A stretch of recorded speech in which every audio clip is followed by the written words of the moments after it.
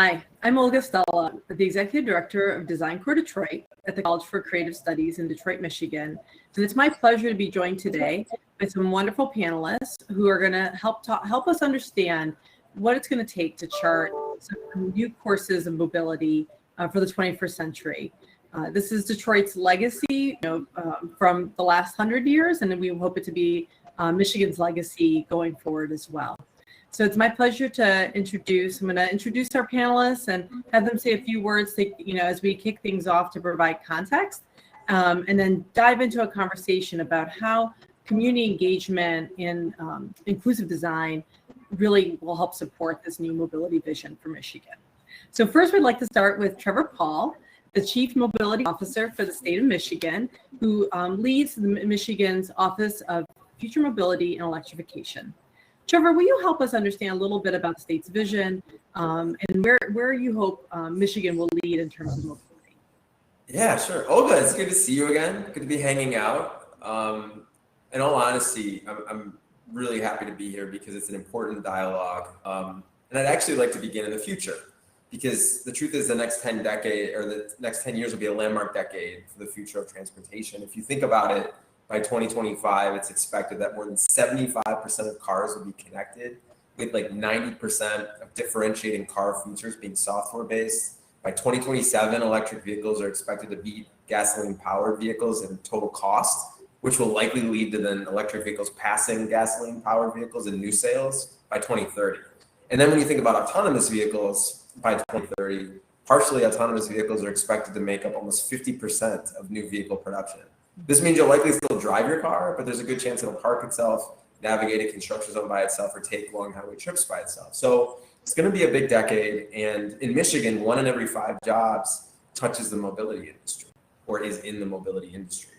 And so, when we think about our vision, what we want the state to be, it's centered around this notion that a stronger state economy can truly be achieved by safer, more equitable, and environmentally sound transportation for all Michigan residents. What that means is we want to continue to be the mobility leader and be the industry leader.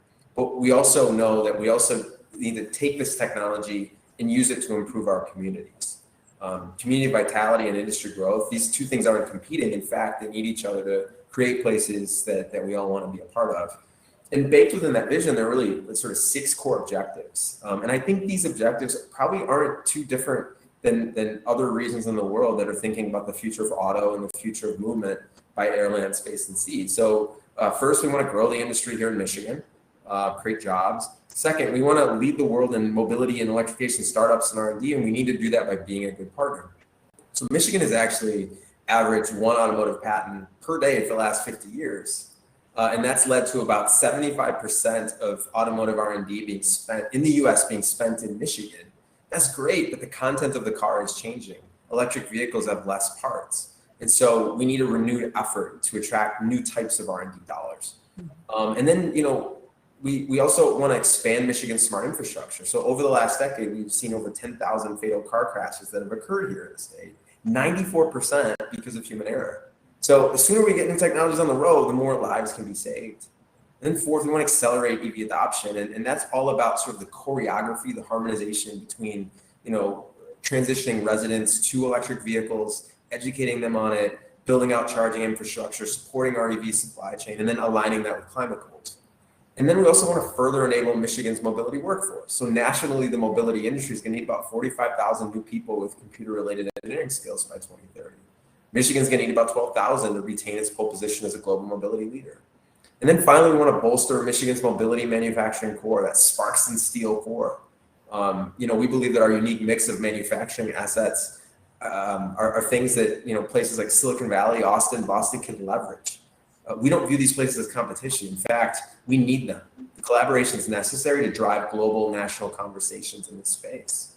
And when you think about the auto industry, and you think about autonomous, connected, shared, and electric in Detroit, we usually think of those as like descriptors of vehicles. But the truth is, they are foundational technology platforms that are influencing every single sector in the world.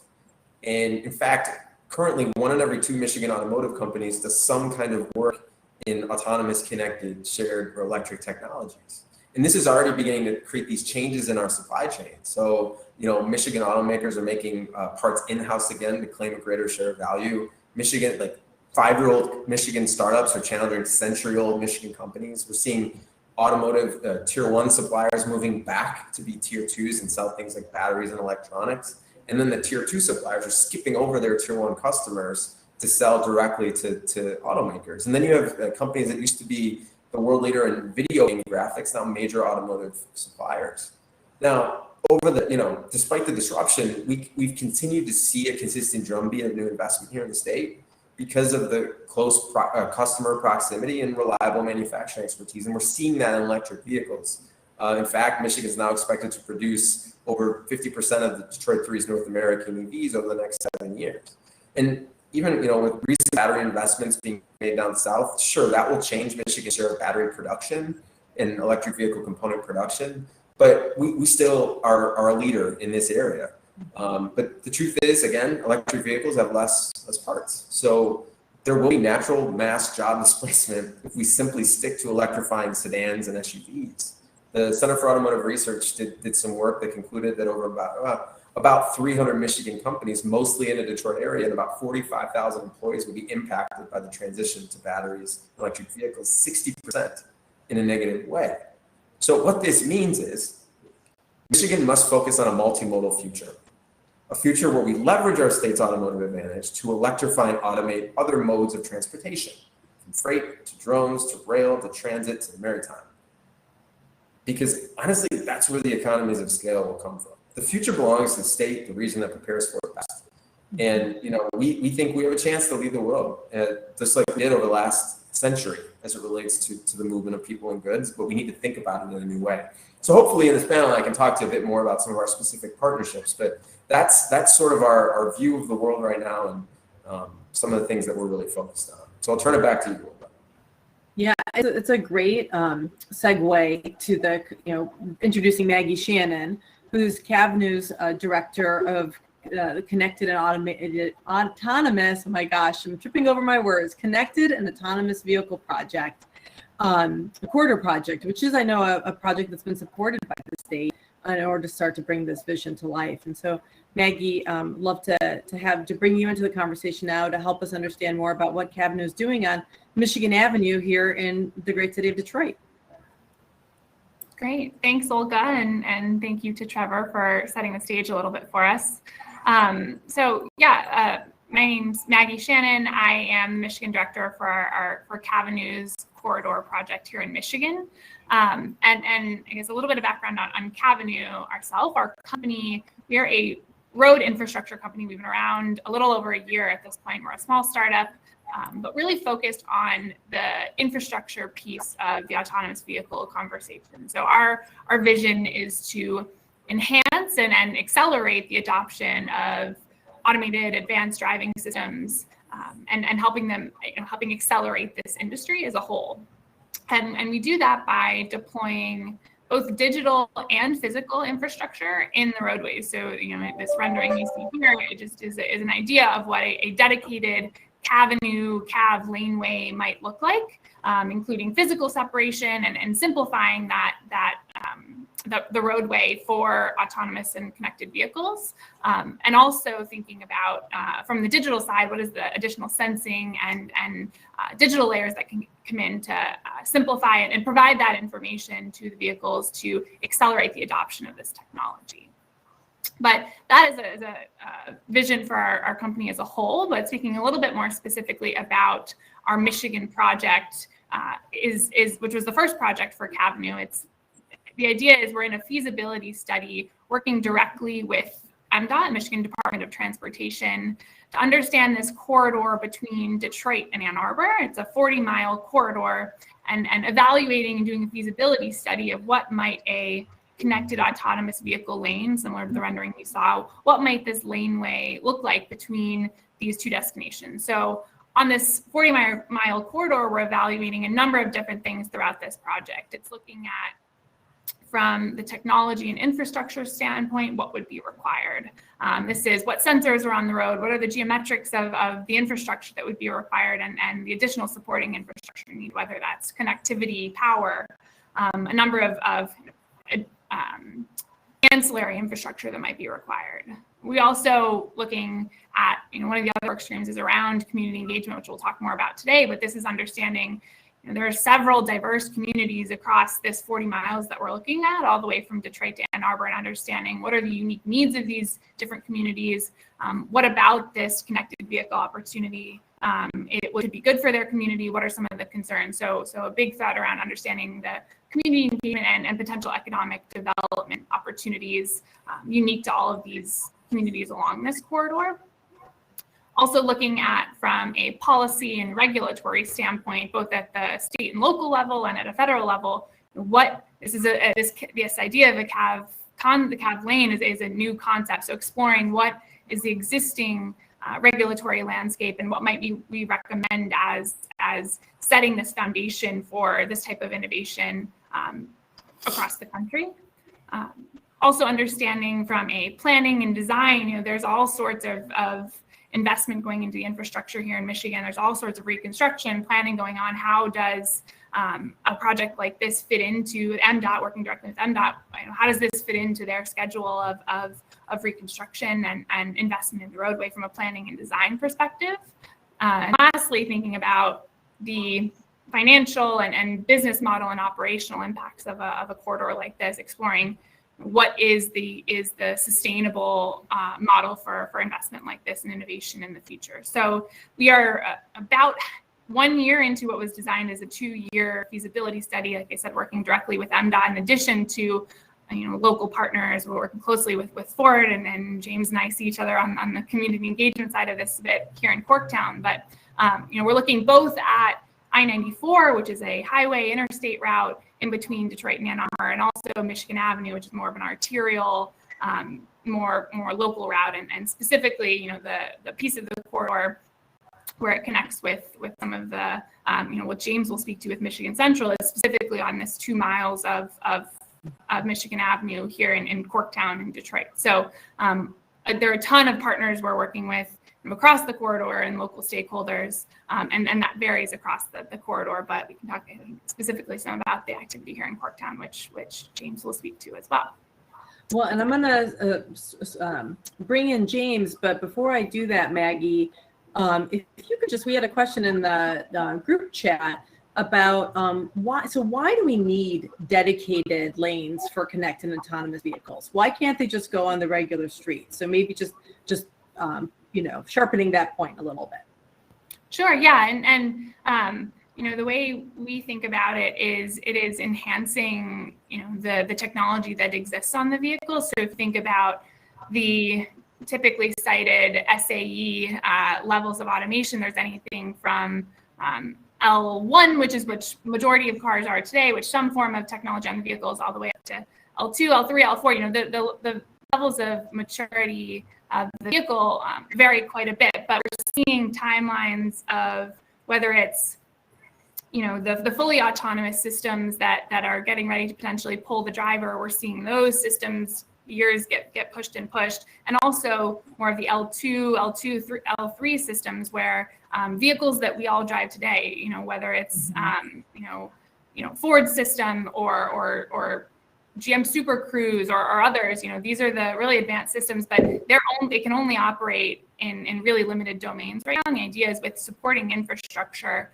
how can we, all of these systems ultimately are looking to minimize what we call disengagements. This is areas where there's complexity and unpredictable actor or environmental impact that the system can't predict like a human could, and therefore the system has to hand over control to the human. And the idea of this infrastructure is we can solve those disengagements that the vehicles themselves are still, the engineers at any of these companies are working to solve, and that the supporting infrastructure could be a big piece of the puzzle to help us solve all of these disengagements to accelerate kind of the maturity and the adoption of this technology. Well, thank you so much for that. And now it's my pleasure to introduce James Courtney, Community Engagement Manager for Michigan Central. And this is a project that, many of us here in Detroit have waited our lifetimes to see this iconic building brought back to use, and especially in service of this important vision. James, can you tell us a little bit about Michigan Central? Yes. What is Michigan Central? It's a $950 million question. It's a 30-acre mobility innovation district created to bring together entrepreneurs, investors, policymakers, educators, and companies, and residents, which I want to stress, and residents to help solve real-world mobility challenges in an urban community and share those solutions with the communities around the world. So where Ford is investing $950 million to restore historic buildings, including the train station, but that isn't the only building. We're constructing new ones and also building out connected open spaces and making Michigan Central a unique destination for workers and for visitors. So this space, which is not a Ford campus, will be open for the community and open for people to enjoy outside of this industry.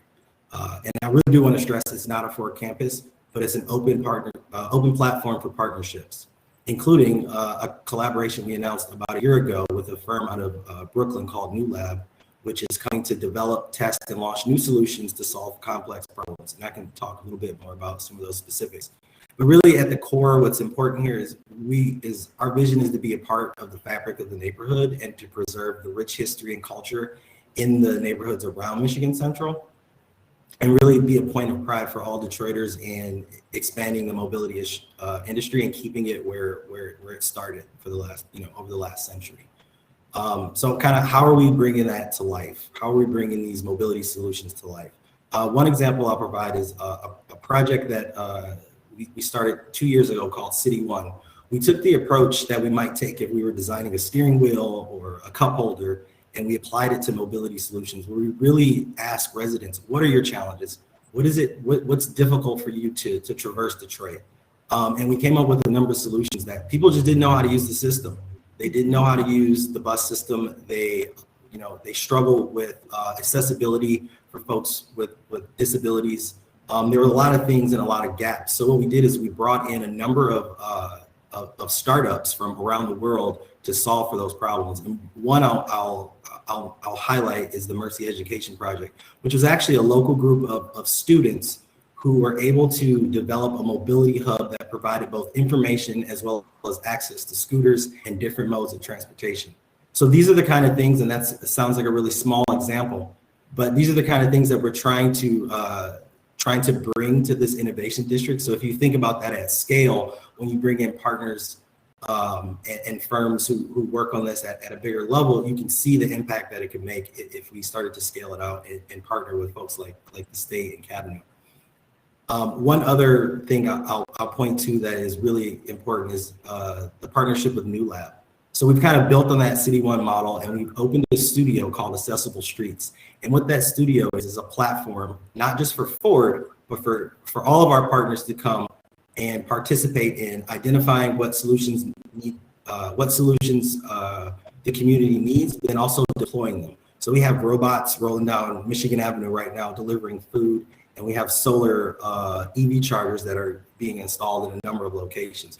So these kind of things, while small, are the kind of the bedrock for how we can build that open platform. Well, and how can folks connect with you, James, if they want to get more engaged in the project, if there's any locals on the call? Yeah, I mean, these are the great ways. You can go to michigancentral.info. We have a really robust way to engage with a number of aspects of the project, from mobility to the specific buildings and what kinds of retail or other amenities you might want to see. But always you can come down. We'll actually be having some more in-person events happening soon as things lift. So we really like to see more people come and get engaged in that way. Well, I'd like to just now take us, one step maybe deeper into these topics, and just thinking more about that community engagement piece. Trevor, Maggie, and James, you've all touched on it in your opening remarks, just about the complexity of trying to do this, to really making this shift from 20th century mobility to what the future holds.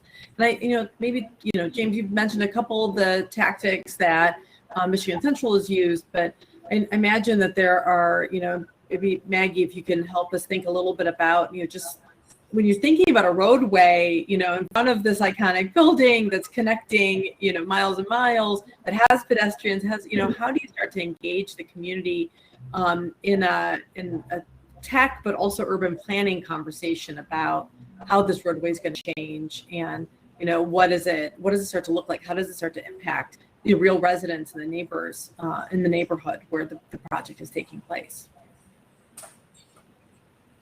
Sure. Yeah, I can talk a little bit about what we've done so far, and I think what we plan to do. We are at a point where I mentioned, you know, looking at this 40-mile corridor, both on an interstate setting and more of the arterial setting. There are a number of communities. So what we started with is small community discussion groups. It's getting 6 to 8 people from these different communities just to share. This is who Cavnue is. This is what the high level project is, and getting really early feedback. It's a difficult concept to explain because not everyone is even familiar with the vehicles, let alone understanding some of the infrastructure components. So at a really high level, describing what we do, and then keeping our mouths closed and being in listening mode, saying, you know, what about this is exciting to you? What about this is scary to you? What about this? So thank you. And I think doing that, not specific to a route, not specific to a road necessarily, just because that's a later stage for us. And there are a whole different set of questions, as you mentioned, that are more of the unique characteristics of a specific location, understanding what are the specific concerns there. So we've started with more of the generalized, this is concept we want to get feedback on. And that, I would say, you know, we hear a ton of excitement, saying, you know, this is going to be the future. I'm really proud that this is happening in Michigan, because people who've been part of the history of Motown are really excited that this sort of innovation is going to continue to keep Michigan relevant. So there is certainly excitement there, saying, you know, I hope my daughter or granddaughter never gets a driver's license. But that being said, there's a number of people who are saying, no, thank you, or you know, that might be for someone else, but I want my hands on the steering wheel forever. And I think one thing that's important to mention right now, particularly in the early years of our, you know, envision first deployment, the cab lane will be mixed traffic. So people with, whether it's you are the excited technologist who wants the first vehicle and you want to be the first one testing it, or have no interest in it, you have the opportunity to either participate in the lane and benefit from some of the simplification that we're doing and improved infrastructure, or there will continue to be the lanes right nearby that exist exactly how they do today, and you can be affected. So I think thinking about this as a lane for everyone, understanding what are each person, each whether it's a resident or visitor or tourist, and no matter what mode they choose, I shouldn't even say if it's just a vehicle, but thinking about, you know, what do transit vehicles look like on this corridor? What do smaller shuttles or bicyclists nearby a corridor understand? What are all of the different players? What are their individual preferences, and how can we make sure those all fit into not just our laneway, but the whole kind of transportation ecosystem between Detroit and Ann Arbor? So ours is more conceptual at this stage, but then I hand it over to James to maybe talk about more of what they've done on the ground in Corktown, because I think we see ourselves as a partner with what they're doing in Corktown with MDOT and some of their reconstruction, and, you know, we don't want to insert ourselves before some of our concept developments further along. Yeah, James, that's a good segue to, I mean, Michigan Central, I mean, it sits right in the middle of a very active and diverse neighborhood. And so just, you know, how you've balanced the many different perspectives and needs of the neighborhood that the Mobility Innovation District is part of. Well, it sits in the apex of 2 neighborhoods. So Mexican Town and leading out to Southwest Detroit and Corktown. And really historically, what we learned is that it has been a barrier, particularly when it was in its derelict stages. You know, it was dark. There's a viaduct there that we are currently renovating and reactivating. And people had a feeling that, you know, one side of the train station was not the right side to be on. So what we're doing is taking the approach of 2 front doors. So the Michigan Central Station has a 360 view of and sits in the middle of 2 very robust and culturally significant neighborhoods. And we've tried to meet people where they are when we engage and ensure that we're taking into account what's already there. A great example is just how we kind of show up where people are. So we attend all of the local community meetings instead of having, come, you want to learn about Michigan Central, come to our space or get on a Zoom call. We've been trying to show up where people are at the local community meetings. We haven't done a lot outside because of, what we're all going through, but that will start to happen. What I think is really important to know about community engagement and how we're trying to do it maybe differently or at least more transparently is having that transparency. So what is it that this project is about? How does it affect you? What are the things that as a resident I can have a say about? What are the things that I need to know about because they might affect me and I just need to be aware? Kind of having that tiered system of what can I do about it? What do I need to know?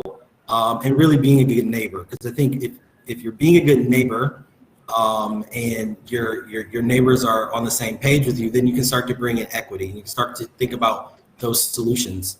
I mentioned KiwiBot, like it's such a simple, cute little robot, but it is delivering food to folks, right? And maybe that can get expanded to where it's delivering food to people who can't, leave their homes. We do have programs in Southwest Detroit at the Ford Resource and Engagement Center, where we do deliver food to people who are shut in, to seniors who can't get out and get fresh produce. So they get milk and eggs in a partnership with Gleaners to ensure that they have the most healthy access to healthy food. So I think being transparent and trying to create equity through what you do is really what's important and what we kind of hold as being super important. But there's also tactical things like there is a post office on 4th Street there, very near to the train station. There were a lot of trucks and things that were blocking neighbors' yards, and they were, let's just say, a bit of a nuisance. So we worked with the federal government to find a solution to ease that problem for residents, and also for us because we're doing construction work and we want to keep everything as clean and neat as possible as we build out the district. So I think transparency and trying to provide equity or create equity where appropriate is really the name of the game. Yeah. Well, and I think it ties back to the opening remarks Trevor made. You're talking about this is going to be there's a lot of economic opportunities here. There's the local opportunity around the connected and autonomous corridors as they get developed, or projects like Michigan Central, and then there's the larger the manufacturing and R&D backbone opportunity. And Trevor, when you think about both equity in terms of how the opportunity is distributed or how people are able to participate in that, and this kind of disruption that happens, what are some of the considerations the state is putting into place or starting to think about so that as many people as possible can benefit? Yeah. So, to us, infrastructure is currency. I think there's old models or previous models that think of infrastructure as the space between economic development and community development projects. But where else but Michigan, we should be the ones that are creating the future of roads. We're the ones that need to show that a road can be so much more. A road can provide equity access, not just for the person trying to get to their job a little earlier or a doctor's appointment, but roads can be the future of our workforce. Think about the data that Cavnue is going to collect, and think about ways that we can improve safety with that data. Who's going to be actually improving the safety? Who's going to be making the decisions? That's going to be a whole industry that I think is going to grow over the next several years. We're in this really unique window that this must be how 1921 felt, or 1911, like 3-color traffic signals. You're just or lane markings. Those are things that happen here. We need to own the fact that we are in this historic window and we need to take chances in our infrastructure. We need to be the place that people go from around the world to write the playbook on this stuff. And whether it's a 40-mile or 64-kilometer stretch of road that is developing, or a prime global example for how you can turn a abandoned building into something truly transformational, and what James and Ford are working on. There are multiple examples here of potential, narrative building stuff that can inspire the world. Yeah, and I think what might be different, or might be similar to what happened 100 years ago, in that automotive boom, that led to Detroit really putting the world on wheels, is this idea of the entrepreneurialism. It was just regular people who worked with their hands, who made amazing things, and really in many ways, through Henry Ford's innovations, democratized mobility. And so maybe as we start to close out our conversation, we're getting close to the 3 o'clock mark, thinking about what you're each doing, how do regular people get to engage? How does the innovation of Detroiters and Michiganders, start leveraged and brought into this?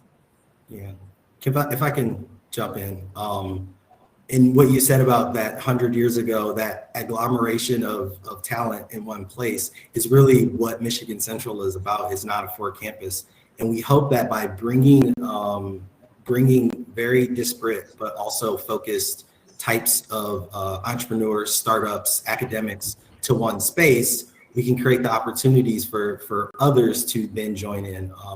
We're even thinking about how do we create community development pieces to the work that bring in residents to maybe give them a leg up in how they launch their startup, or they provide more incentives or more resources to their current business that they want to scale up. So I think the district has a sort of magnet sort of idea around it, where if you create the capacity and sort of that peak point, you get this ecosystem that kind of it takes care of itself at some point, just by bringing all the people together and bringing the ideas. Yeah, I'll add on quickly with my thoughts. So, I think Michigan is our first project here. I think for several reasons that makes sense, but Cavnue Future of Roads, we have the aspiration to do this across the country. And I think about, thinking of how much we're learning in this development, thinking about, drivers to test vehicles early on. I think about, what is it like to maintain a roadway? What is it like to construct a roadway? What is it like to maintain these vehicles? All of the jobs we're learning for the first time, and we will be doing that here in Michigan. And then thinking about the team and the capabilities we can build here in Michigan will be needed elsewhere, and building that expertise here in Michigan that will be needed on hopefully thousands of miles of roadway across the country. So we're inventing something new that we hope to be able to spread. So the idea that knowledge and expertise can be built here and similarly spread, I think, is a tremendous talent and skill upskilling and skill building opportunity for the local workforce as well. Yeah, for me, use the pilots, use the deployments, because if you don't, they will go away. That's what I've learned in this job. Most of these new technologies will be around 6 to 8, maybe a year, 6 to 8 months, maybe a year. And if they're not getting the usage, or the financial model isn't there, this stuff will go away as quickly as it showed up. So don't be afraid to lean into this technology. And frankly, in leaning into it, you'll improve the experience, because I think that's also still being defined as these pilots are rolled out. Well, I really appreciate the time that the three of you gave to this conversation today, and just your work and your leadership in this aspect. Because I think, when we think about Detroit as a city of design, and what really sets us apart from other places, is this idea that it's not just the bottoms, a top-down approach to solving really hard problems, but this bottoms up, inclusive, community engaged approach. And I think the work that the state is investing in, and the work on the ground here with Cavnue and with Michigan Central, really starts to make that really real in a very tangible way that's going to have long lasting impact. So thank you so much for sharing your story and our city and state story with the World City audience. Thanks for having us.